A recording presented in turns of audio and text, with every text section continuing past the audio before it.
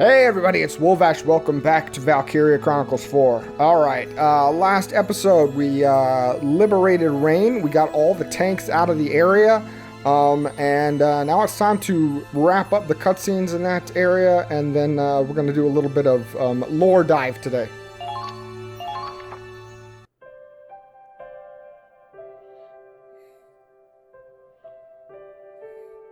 Oh man, Miles. You should have seen the look on your face. You try keeping your cool with a bomb landing next to you.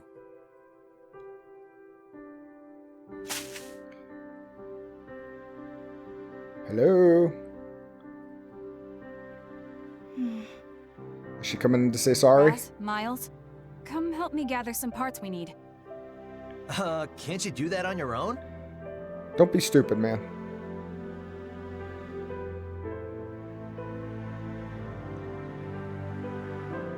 Oh. Come on, Raz, let's go. Oh, you guys are slow. Where are they all headed?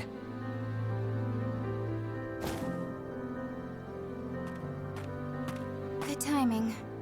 Now we can talk in private. Riley. Mind if I sit down?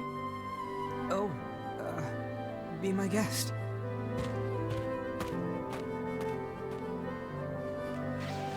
July 15th is coming up soon. Remember how excited we'd get for the Star Child Festival? We'd all run up the clock tower, and the first 5 kids to reach the top would ring the bell. I remember the winners got to wear a Star Child medal. And every year you wore yours with pride. I always looked up to you. I loved that festival. Almost as much as I loved winning. That's why I knew you'd recognize the signal. Okay. So you gave her a signal she would recognize, but how did that help her triangulate the position of the tanks to attack? You dingus. For all you know, I might have forgotten. Not you. There's no way you'd forget those memories. You hold a grudge like nothing. You really do trust me, huh? The only reason I didn't retreat was out of stubborn pride.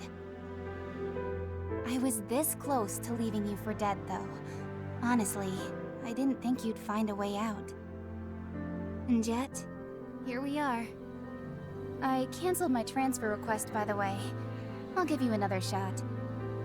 How nice of Just you. long enough to confirm you're not a scaredy Claude. And it's your job to prove it. It's a little late, but I look forward to working with you.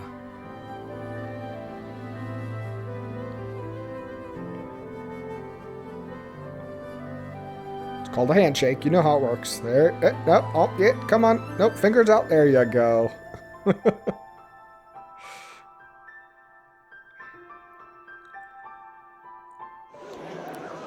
Emergency! The city is... Look at Rain! What's going on? Yeah, we just cleared this out. Riley, come on! Oh, what's happening? Inferno. That's not good.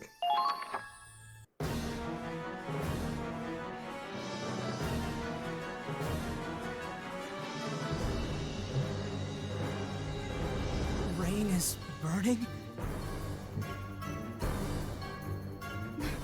Why? I thought we had it on lockdown! Empire did this! Set fire to the city so we couldn't take it! They pretended to withdraw but left agents inside. How could they? There are still civilians in there. Uh-oh. Did the communications officers make it out? The whole city was doused with napalm. As the flames started spreading, it was already too late. No. No! Riley, get a hold of yourself. Fire. No! Uh-oh. Flashbacks. Dad? Hey, stay with me. This isn't Huffin. Your dad's not in there. Riley!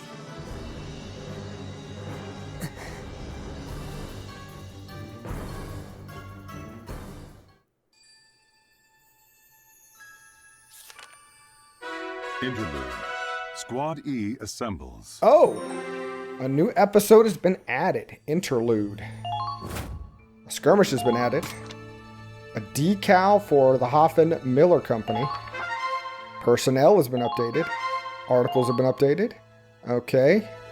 Alright. So, before I get into this, I did say we're going to make this a lore chapter. So let's head back to headquarters. Yes, return to headquarters, please. Let's knock out our, we need 5,000 experience to get that order. That's such a lot. Especially when I'd rather level up my troops right off the bat. Let's knock out the lore first, and then we'll worry about everything else. So, private quarters. Let's check out the news. Imperial comms hub taken. On the 5th, the Federation military announced their capture of City of Rain, a crucial communication center for the Empire, located in the western lands of the Empire. Located in the western lands of the Empire, Rain was defended by a large tank squadron, making this victory all the more impressive. Our correspondent reports that one commander helped the Federation win the day. Early attempts to take the city were hampered by Imperial comms jammers. Disoriented and under heavy fire from enemy tanks, Federation forces were on the verge of being routed. Thanks to the aforementioned squad commander, however, our forces discovered and eliminated the enemy's tanks. After such a triumph, we can't wait to hear of his next exploits. We're not going to tell you who he is, because that much attention can make a man cocky. Alright, glossary. Let's work our way up, because I think we know what a tank is. So, sure. Alright, at the turn of the 20th century, a time when trench combat was the primary form of warfare, these armored vehicles were created to breach defensive lines. Their design employs a Ragnaline fuel combustion engine in which energy is harnessed from the explosive ignition of liquid ragnite. Byproducts include a distinctive blue light and extreme heat requiring the addition of a radiator. Originally used across trenches and as foot soldier support, economic and technological advances have seen tanks grow to fill a number of combat roles. After the Empire used highly mobile attack tanks in EW1, all of Europa developed new vehicles, leading to the diverse array of models seen today. Squad E, 1st Company of the 32nd Armored Ranger Battalion, 1st Combat Brigade, 101st Division Edinburgh Army. Their ranks were mainly foreigners to the United Kingdom of Edinburgh, in particular the Principality of Gallia. In an unprecedented feat, Squad E enrolled in the Ranger Corps together, then passed as an entire unit. As such, upon integration into the Ranger Corps, they kept both their E call sign and their commander, Lieutenant Claude Wallace. Led by a tank named after the Gallian town of Hoffen, these soldiers gradually developed a reputation as a ragtag band of eccentric aces to whom no mission was too small to take and no operation was too big to handle. Imperial forces. Led by the Emperor, the Empire's politics are still largely controlled by the aristocracy. Their military is no exception, with several of the highest positions held by the Emperor's blood relatives and closest affiliates. Operating under a code of conduct with roots in the medieval ideal of knightly chivalry, troops are expected to give their fealty and their lives to serve the East European Emperor. The Imperial Army was the first to make and employ tanks in place of armored cavalry units, which reshaped the nature of European warfare and secured the Empire's overwhelming military superiority for decades. The Federate Forces. The Atlantic Federation's loosely united nations often had difficulties coming to a consensus. In crises, many military representatives advocated their own respective governments' agendas over the collective needs of their allies. These days, power struggles led to logistical delays and frontline casualties. Some say a united federation would have not been so hard-pressed by the Imperial Army's superior numbers and resources if they hadn't been stymied by the United States of Vinland's lack of open support. Is that the U.S.? States of Vinland? However, leaders in the Second European War had learned from their past mistakes. Months of backdoor deals and secret treaties finally culminated in Operation Northern Cross, intended to bring the war to a swift end. War of the Valkyria. The ancient Valkyria united all of Europa after subjugating the Darcsens in this half-legendary war of conquest.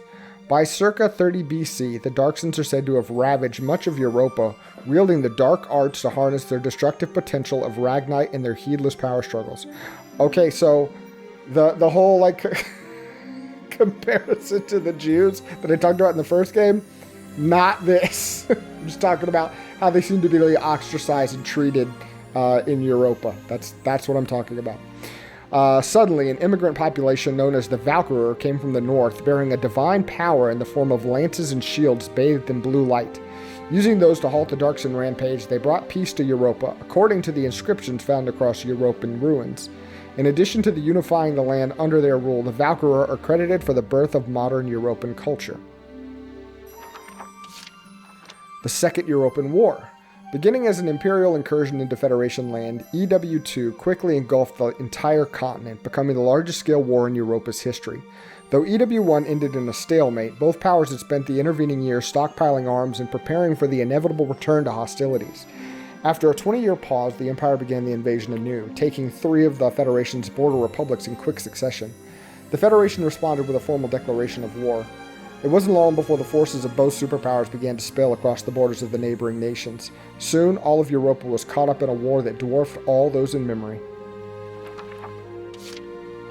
The First European War. Friction between the Federation and Empire over Ragnite resources escalated into a continent-wide war, EW1. The Industrial Revolution of the 18th century led to high demand for Ragnite, pitting Europa's twin giants in a race for resources. When the Crown Prince of the Empire was assassinated at the start of the 20th century, tensions spiraled into all-out war. Despite the Imperial force using newly developed tanks, hostilities soon became bogged down in fruitless trench warfare, and the 2 exhausted powers ultimately signed a ceasefire agreement. During the war, Gallia's military, led by General Belgan Gunther's tank corps, foiled an Imperial invasion attempt. I feel like Gunther was the father of the protagonist in the first game. I could be wrong, but I think that's right. European calendar, EC. This calendar used across Europa has at its origin the Valkyria conquest of the continent. For this reason, it is also known as the Valkyrian calendar. Each year is counted in relation to the year the Darcsen people were subdued and Europa was united as a continent. Years predating the unification are denoted as BC or before conquest. Lindbergh Base. As the Eastern Theater grew in scope, so too did its logistical demands. To meet their supply needs, the Federation Army built a massive forward operating base on the Empire's western front. This FOB was outfitted with quarters to house over 3,000 soldiers, including showers and rec rooms, and a hangar that could store over 100 tanks. Its facilities also held the ammunition, fuel, and rations required for a large-scale operation, along with a refueling station for military ships and vehicles. Operation Northern Cross was expected to be a long campaign, and for the soldiers of the Edinburgh Army, it was a vital lifeline in their fight against the Imperial Army's logistical advantage. Fort Crest, the one we took over. A military fortress located to the west of the Empire, originally a 16th century castle, it was outfitted for modern war at the start of EW2 to create an impromptu defense outpost. It's surrounded by a deep moat, making it inaccessible to tanks except from the stone bridge leading to the main gate. Equipped with turrets along the walls and outfitted with a 21-centimeter howitzer, the repurposed fortress became a major obstacle in the Federation's advance. Despite being staffed by loyal subjects of the Empire willing to die for their motherland, an elite ranger squad armed with a portable mortar managed to take out the artillery and capture the fort in the name of Operation Northern Cross. Hafen. A Gallian city near the Imperial border surrounded by mountains, greenery, and streams. Although generally a quiet and peaceful town, its night sky comes alive during the Starchild Festival, an annual holiday full of song and dance. The economic hardships after EW1 drove many of its stores and factories out of business. Its local economy took an even harder hit when the Miller Company was burned down by an unidentified arsonist. Over time, the Old Town area gave way to slums, full of war orphans and those who had lost their homes in the razing of Hafen. With the ever-present threat of Imperial invasion hanging overhead, this formerly prosperous town is in decline. United Kingdom of Edinburgh. A small island nation less than 40 kilometers removed from the mainland Europa by way of a channel to the northwest. In Edinburgh's lengthy history spanning over 1,000 years, it was the first country to have a people's revolution and develop heavy industry. Before the USV and the Empire merged as superpowers, it was the greatest nation in the world and still holds sway in the Federation. Its military is held especially high in regard for being better trained and more disciplined than its allies. Thus, it is often relied upon to fight the Federation's fiercest battles, which draws in people seeking tougher fights and led to the creation of many squads comprised of foreign nationals. Principality of Gallia. Full of nature and rich in Ragnite ore, Gallia borders the Empire to the east of the Federation on its southern edge. This small Central European nation is a constitutional monarchy ruled by a House Randgriz, Gallia's dynastic sovereigns. Despite its small size of 38,567 square kilometers and a population of only 4,320,000, it boasts a rich and unique culture. Its geographical position puts it under constant threat of invasion, leading to a national position of armed neutrality and a policy of universal conscription. Those who wish to fight for their home, however, tend to join the militaries of other allied countries. Gallian squads are known for their bravery and skill. The East European Imperial Alliance, a collection of nations under the rule of the East European Emperor, commonly referred to as the Empire. The Industrial Revolution that occurred when Ragnite was discovered as a useful energy source saw the nations of Eastern Europa, pioneers of machine technology, rise to power. Already tightly bound by a network of royal marriages, they soon joined hands in a formal alliance. While not technically an autocracy, its emperor enjoys limitless authority. It is because the empire, because the empire never underwent a social revolution, it still adheres to some aspects of feudalism. Many of its citizens thus harbor conservative views and a strong bias against Darcsens. The Atlantic Federation, the product of an alliance among large collective of West European democracies known informally as the Federation. Popular uprisings spurred on by the late 18th century Industrial Revolution created many new democracies. The nascent empire represented a common threat, motivating a mutual agreement among these infant republics. Though an elected head councillor acts as their chief executive, unanimous agreements are rare among the constituents, meaning that enacting measures can take months. Though a series of secret alliances, gains won by extortion and blackmail put the Federation ahead of the Empire in terms of political power, they have yet to decisively defeat them in battle. And Europa. As a resource-rich part of the largest landmass in the Northern Hemisphere, this continent has inspired those with dreams of domination for millennia. In ancient times, the Valkyria managed to unite Europa under their rule, giving rise to a number of kingdoms. Later divisions arose as leaders within each kingdom chose to splinter off to form the new nations, and it wasn't long before the campaigns for conquest began. By the 1800s, the balance of power lay split between the East European Imperial Alliance and the Atlantic Federation, with the small nations in their shadows left to weather the waves caused by the clash of these two global behemoths. One is a little more behemouthy than the other. Alright, weaponry. The Linfield military rifle, 898mm length, 418mm barrel, 7.62mm caliber, 5-shot clip, weighs 3,920 grams. I'm going to skip that on the following ones. You can read that if you want. A standard issue rifle developed in Edinburgh's Wester Kelvin Company, a storied model of rifle initially issued over 40 years ago. Its design has gone through multiple changes and multiple offshoot models since. It remains a favorite of Edinburgh's military and citizenry alike. Squad E is equipped with the newest model, incorporating semi-automatic fire. Even with all its attachments, its weight is manageable thanks to primarily being composed of wood. The ZM Car.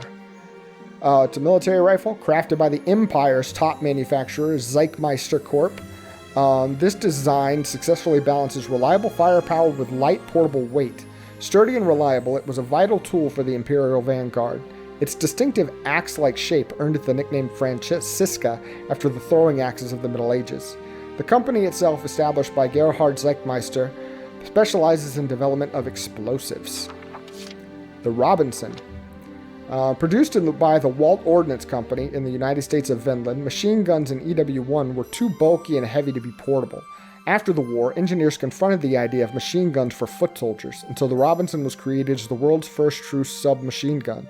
Many other models were produced afterward, but the Robinson's easy mass production made it a lasting staple of military issuance. It's a common favorite among soldiers, and it was informally called the Robbie gun, instead of the Tommy gun. I wonder if it's the Robinson for like Edward G. Robinson, the gangster actor. M2EQ. The anti-tank lance, produced by the United States of Vinland's Federal Alchemic Company, a well-rounded weapon that fires rocket-propelled projectiles. It was designed to be held under an arm while firing for stability. A protective cover keeps the user from being burned when firing rockets.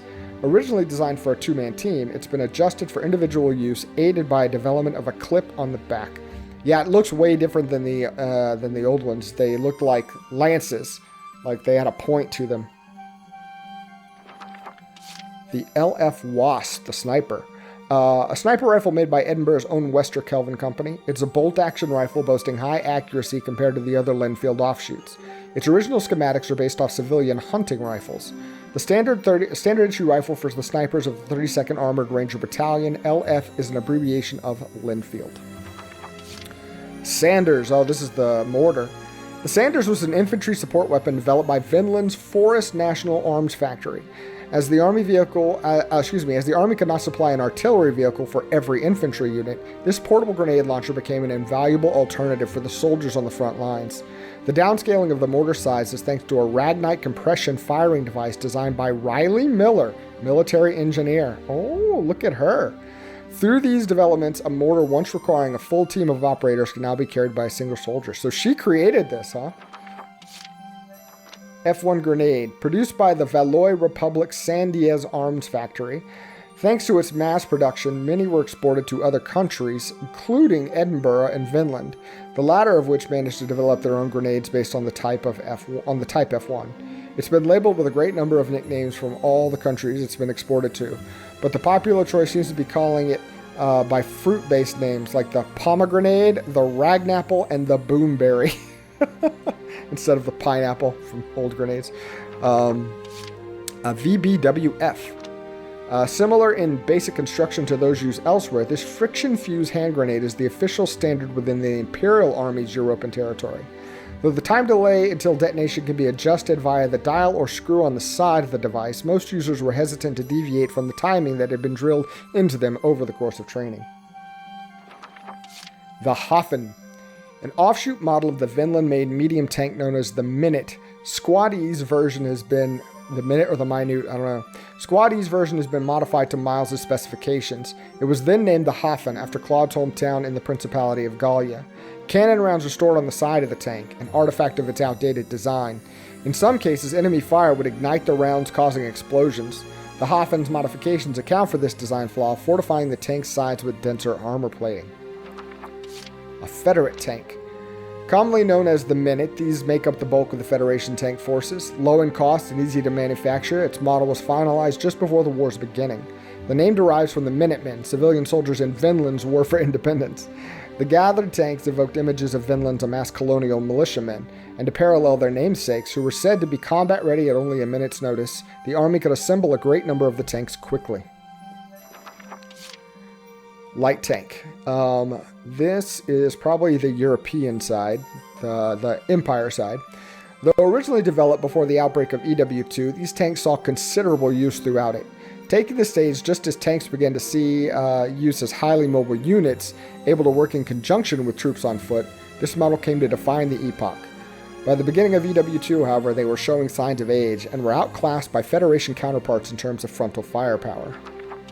And the big boy, the heavy tank. This heavyweight tank's powerful, relatively long-barreled rotary cannon and front-mounted, wide-muzzled fixed cannon combined to form a shockingly effective frontal offense. The small magazine mounted at the turret's rear increased the number of rounds the tank carried, while the use of a large interchangeable chassis kept costs low, a practice that later became common. Alright, well, we're up to date on the weapons. Now it's time for the personnel, where this is where we have a lot of stuff to go through. Alright. Again, I'm going to work backwards. We'll save the important people for last. Connor Doherty, Edinburgh Army Soldier, Squad E Grenadier, age 30. Passionate and devoted to writing his book, but quick to make excuses for his lack of progress. So, you'll see there's not a lot in these. As the game goes on, your surviving squad mates add to their story.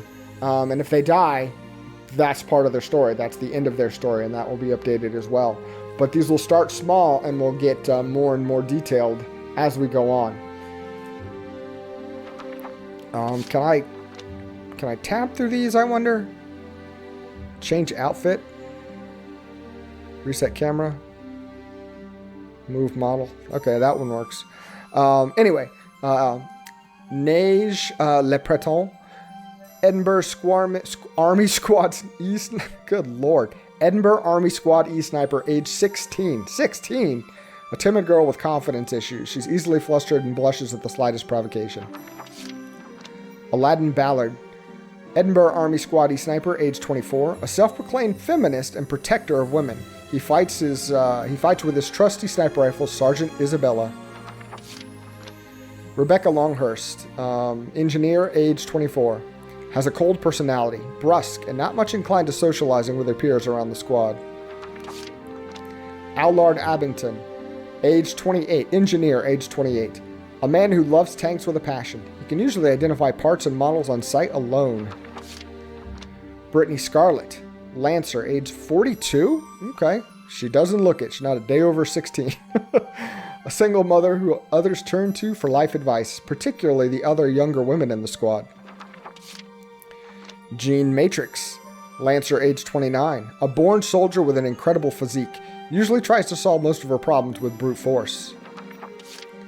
Jimmy Frank, Lancer, age 32. A helpful veteran soldier with good advice, but being deployed with him somehow makes people uneasy. Why? Because his name's Jimmy Frank? Kygel Homan, Lancer, age 60. 60? Short-tempered and prone to long rants, he's kind and protective behind his bluster, especially to new recruits. Laurent McLeod, Lancer, age 18. Very passionate about his cause, brave and believes in justice. In his eyes, right makes might. Oh, I like this guy. Ferrier Blancheux, shock trooper, age 17. A girl who hides her face behind an iron mask. Whatever her reason, she avoids talking about it. Fleury Valois, shock trooper, age 21. Serious, straightforward, and somewhat stubborn, for better or worse, though typically the latter. Emmy Mistral, shock trooper, age 21, was working as a mercenary and bounty hunter. Can be cunning, violent, and coldly opportunistic. Keep an eye on that one. Viola Bryce, shock trooper, age 20, a vicious warrior. She lives for combat and fights in constant search of even greater strength. Ryan Ford, old stripy hair. Shock trooper, age 63. We got to stop bringing the retirees in. A skilled mercenary. Rumors say that he appears in large-scale wars and leads his side to victory. Scott Aldis, shock trooper, age 24. A simple man who takes all things literally and follows orders to the letter without question. Zyga, shock trooper, age 18. Darcsen. Tends to get carried away in the heat of the moment. Raz's right-hand man, or so he claims. Millennia Hudson, scout, age 26. A kind woman who seems out of place on a battlefield. She seems to have a personal reason for joining the army. Nico Emery, scout, age 16. An earnest, hardworking girl. Very trusting and believes in her heart that everyone is capable of good. Teresa Leach, scout, age 19. A med school student who strives to become a doctor. Very intelligent with a serious, studious personality. Rosetta Valeriano, scout, age 28. Presents as feminine. Birth name is Rosano. Fights to end the war and combat anti-Darcsen discrimination.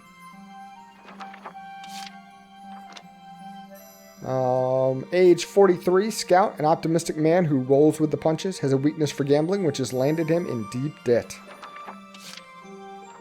Godwin, scout, age 35. A battlefield scavenger. Cynical, sarcastic, and prickly to anyone who talks to him. Trusts no one. Curtis Blackwell, scout, age 18. Most believe him to be cold and stoic, but he's really just shy. He has a younger sister named Eileen. Ragnarok, age 10, Squad E rescue dog. Male. Helps in rescuing wounded soldiers. He used to be a stray, but is extremely intelligent and exceptionally brave. Fearlessly runs through gunfire and even explosions. Won't leave a hurt comrade behind. He's very prideful and stubbornly refuses petting. Mostly.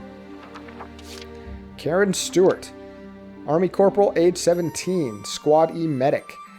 Eldest girl of a large family. She planned on medical school but enlisted to support her household. Crystal Ward, Corporal, age 22, Scout. She's a Squad F Scout. One of Minerva's subordinates and a competent soldier who excels at recon. Most of the time she's reliable and very sociable. She acts as Minerva's right-hand woman, and the two have been close friends for a long time. Miles Arbeck, man of the large pants.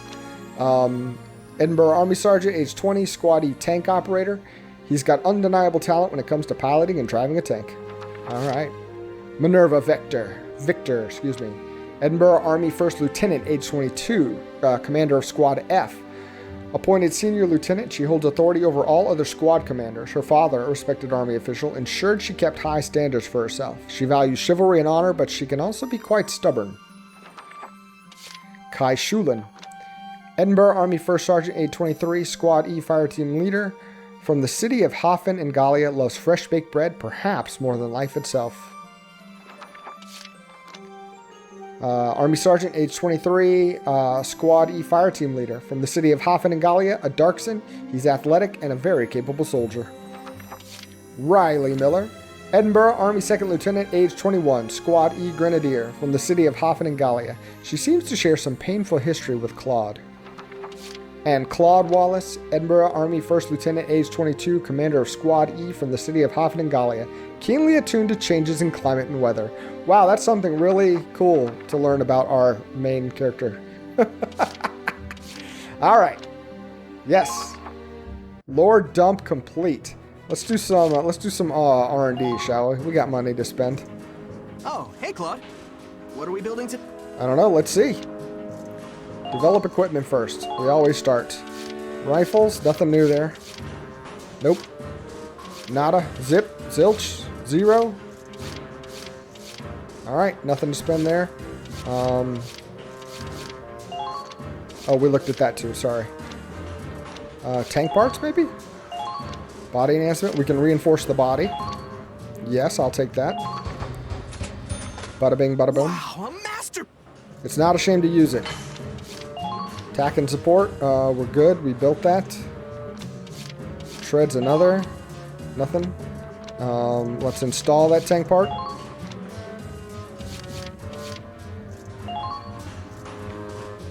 Can we not? Oh, was that just a flat out? Oh, it's just a flat out increase in. Let me go back. Let me go. Develop tank parts. HP 300, rivet construction. Okay, it's not something we have to add. It's just automatically on there. Okay, cool. Cool, so that was just an increase in HP, basically. Issue equipment. Curtis. Linfield. We have the ZM car. I want to compare it. We also have a Galleon X1R. These are scout weapons. So, Linfield, 350, 21, 42, 5. 320, 23, 47. Both of those go up. And the effect is putting in a defense down on whoever he shoots it with. That's pretty cool. The 320 is the range. The ZM car has a huge range deficiency, but it does have a huge boost in damage. Okay, let's see. Curtis, Godwin, Jester, Rosetta, Teresa, Nico, Millennia. Let's see.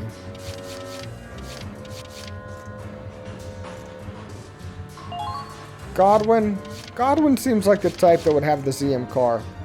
Closer range means he can get farther away from people, and a little more oomph in his gun. Let's see, Teresa did like amazing work for us, right? We're gonna give her the X1R. There we go. All right, and did we have new? Nope, nothing new for them. I don't think we had new weapons for anybody else. Oh, no, we do. We have 3 Landcar M1RRs. Increased everything. There's no downside. Let's see. Jean. We've pulled Jean out into the field quite a few times.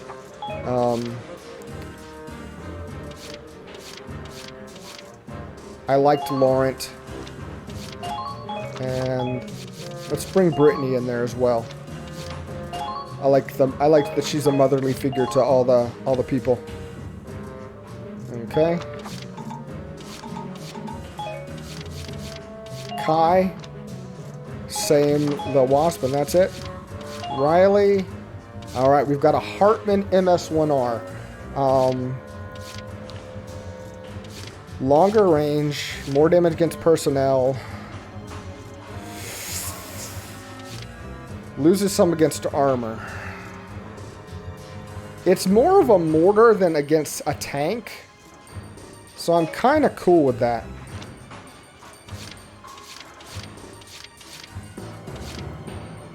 The aim is a lower quality though, huh? Is it worth that range and personnel boost?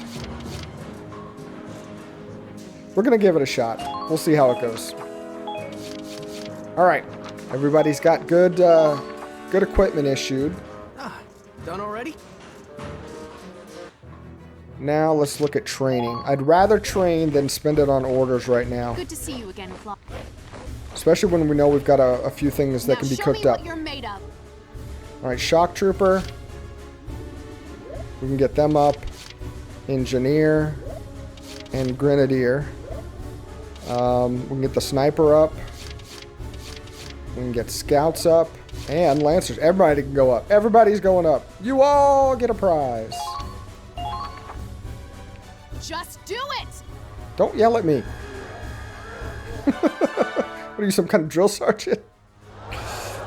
You've leveled up, so to speak. Good. Alright, so what did we learn? I see the Grenadier. Grenadier's got a new potential. Your troops have crossed. Learned a new order. Learned attack boost. Raises one ally's anti-personnel attack power. That's good. Healing requests. Order restores a set amount of one ally's HP. That's good too. Okay, fantastic. And we got some more battle potentials to unlock on the next one. Potential info. What Grenadiers learned a potential? Okay. I mean, they can just fill that thing up. I wish we could, like, train them to get rid of certain aspects. Well, I'd be glad to train them anytime. I think that would be cool. Like, if we could get rid of our negative aspects and boost more with positives. Okay, all of that is to say, not too shabby. I think this episode accomplished exactly what we needed to. All right, so thank you guys for joining me in the lore and a little bit of upgrading. We'll come back next time and we'll jump into this little interlude. I would assume this would be mostly cutscenes, but I don't know. They can drop a mission on you anywhere. You can have like flashbacks and have a mission. So, this is like it's a side story that's not under side stories. Does that make sense?